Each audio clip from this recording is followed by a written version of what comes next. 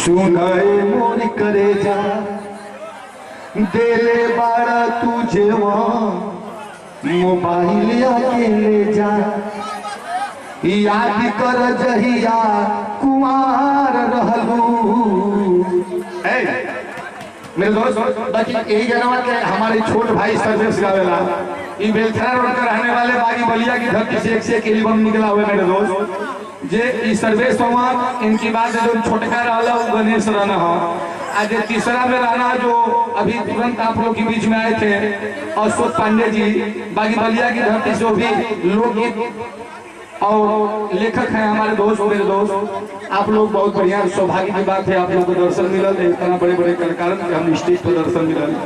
बाकी ई गाना गावेला अब बातिन हमसे होई सुनाए मोर करे जा देले बड़ा तुझे मोबाइल अकेले जा याद कर जहिया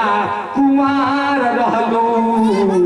जंगिया पर घूमत उघार रहलू। याद कर जहिया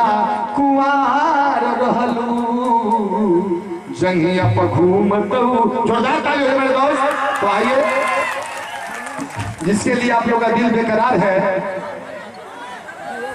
बहुत दूर से चल के आई हैं मिस ज्योति जी को आवाज दे रहा हूं जो हम सबके बीच में बहुत दूर से चल के आई हैं। मैं आवाज दे रहा हूं इस कंपनी के सुपरस्टार रेखानी डांस सरकार जो तमाम स्टारों के साथ प्रोग्राम करती है मिस ज्योति रानी जी